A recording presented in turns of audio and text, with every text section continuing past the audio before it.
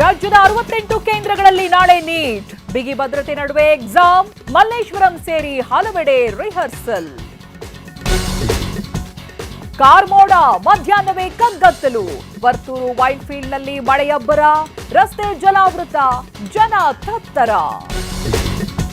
Crescent ರಸ್ತೆ ನಿರ್ಮಾಣದಲ್ಲಿ ಕಳ್ಳಾಟ, ಅರೆಬರೆ ಡಾಂಬರ್ ಬಳಸಿ ಮೋಸ, ಎಂಜಿನಿಯರ್ ಸಸ್ಪೆಂಡ್ ಮಾಡಿಸಿದ ಕೃಷ್ಣಬೈರೇಗೌಡ.